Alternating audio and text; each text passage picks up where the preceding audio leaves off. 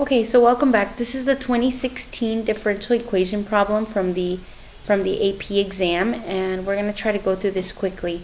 Here's your differential equation. You are being asked to create a slope field in the points indicated, so there's only 6 of them. So I'm just going to create real quick a table of values, x, y, dy, dx. Now you guys can pause the video and create them yourself as you copy this into your notes. And I'm going to do the same. I'm going to fill in my table. Okay, so I've created my slope field. I have my table here. And now I'm going to work on letter B. So letter B says, let y be the particular solution with initial condition 2, 3. So that means for letter B, I know I have the point 2, 3. It's my initial condition. Write an equation for the line tangent to the graph y equals f of x at x equals 2. Well, to write the equation of a line, you need a point. I got it, 2, 3, and you need a slope.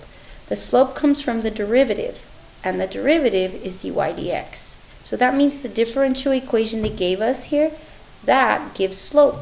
It's just that it's in terms of x and y. You're used to just seeing it in terms of x. But if I use my x and y given, what's going to happen is I'm going to get a 9 over 1, which means my slope is 9. So the only thing different is that y, but they gave us the point, so it's not much more difficult. So y minus 3 equals 9x minus 2. Done. Next, use that to approximate 2.1. Well, this is like the linearization stuff we did a while back. You simply have to plug in your 2.1, which leaves you with 0.1. So y minus 3 equals 0.9. And then we add 3 to both sides. Therefore, y would the approximation to that f of 2.1 would be 3.9. Okay, and we did this a while back. The last step is to solve the differential equation with the initial condition 2, 3. So I'll go ahead and scroll down and we'll do that. C. dy dx equals y squared over x minus 1. Let me double check that real quick. Yep. So we're going to go ahead and separate these variables. That's what we do first. And we're going to do that by multiplying both sides by dx. Get rid of it here on the left side. We have a dy equals y squared over x minus 1 dx. So the only thing wrong with this is that we have a y on the right side, which we shouldn't. We should only have x's.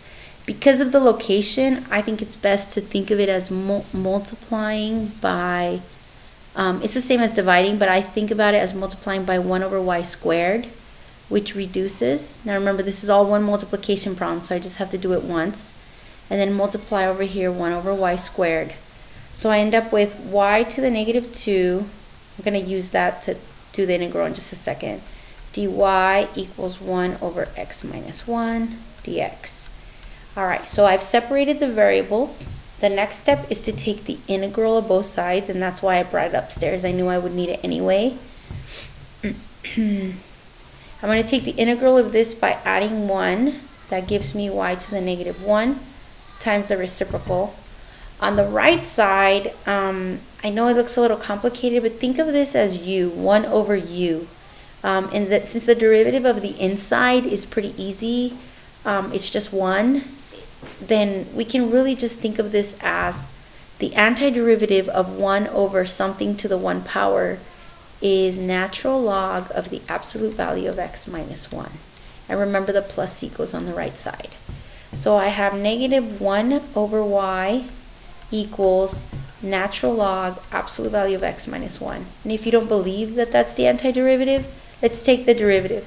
That would be 1 over x minus 1 times the derivative of x minus 1, which is 1. And it checks.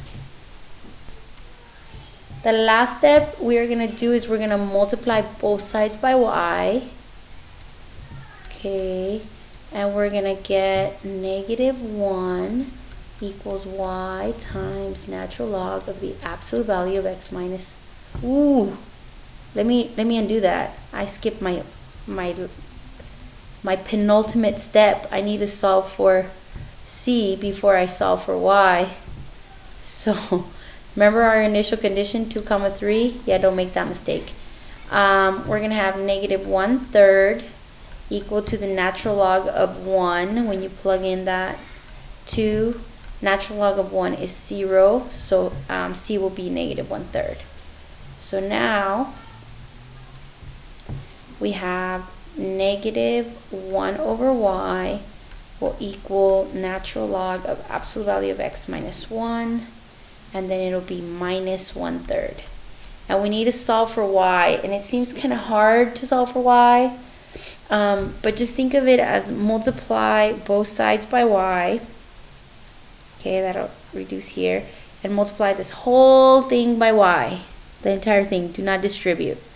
So what that leaves us with is negative 1 equal to natural log of absolute value of x minus 1 minus 1/3 times y.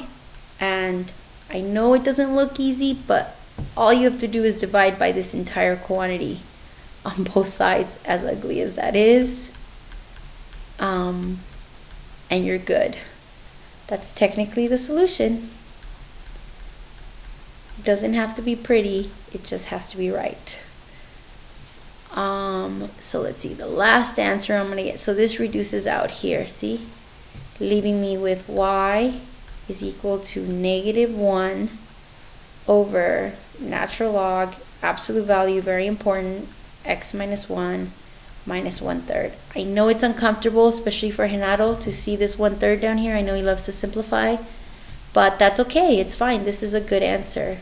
Now there are some domain issues that you could set this equal to 0 and all kinds of stuff, but they didn't actually ask for the domain in this problem, so we're going to leave it as such and we're good. All right, hope that made sense. AP problem. Try out the worksheet. See you soon.